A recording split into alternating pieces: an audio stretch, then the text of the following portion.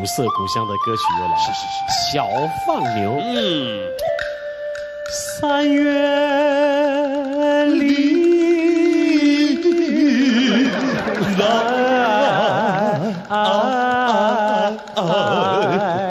上次小放牛还来个模仿的，今天是这是于天要唱。于大哥，好，你就先模仿起来。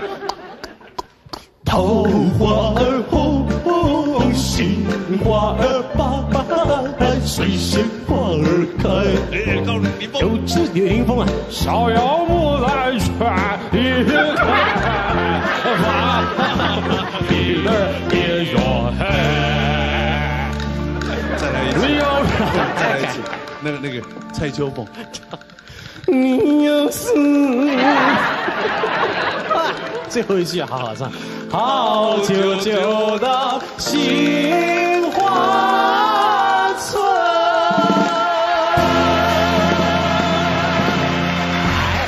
小方言唱完又要说故事，是。哎，今天这个故事也蛮有意思，也是淡淡高雅。哦，有一位这个家庭主妇啊，这个头疼啊，已经常年的困扰她了。哎。有一天去看医生，医生说：“哎呀，这个头疼啊，其实不一定是就是真正头疼，你要有一点心理的配合啊。”医生，我该怎么做呢？我告诉你，2个手放到太阳穴这边，回去对着你们家的镜子，一直看着四目相交，我头不会痛，我头不会痛，我头不会痛，要对着念，哎，他自然这个疼痛就会离开，你就一直念，念到有效果啊，谢谢大夫，他就回去了，是，回去对着镜子讲。我头不会痛，我头不会痛，哎，我头不会痛，我头不会痛，哎，我头不会痛，哎呀，好高兴！从此啊，头痛的毛病就离开他了。是。下次等到这个大夫的门诊，他要去，要当面道谢。是。谢谢大夫，奇怪了，都不用吃药，我以前吃了好多药，伤了多少胃，你看，结果您教我这样放到这太阳穴，我头不会痛，我头哎，真的有效了。谢，我这次来就是感谢您啊，谢。走到门口啊，对了，大夫，啊，这个您这个。治疗这么有效，不由得我还有一个困扰想请教你啊！你说有什么问题都可以，我都可以。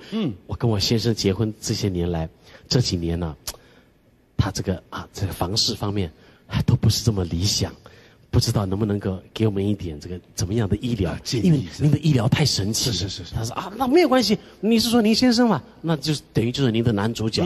只要男主角把我的门诊时间告诉他，叫他找我报道，你就叫他找我报道就没问题了。啊，是，回去告诉他先生，你一定要看这个医生，真有效。哎，好吧，先生去看了，看完回来啊。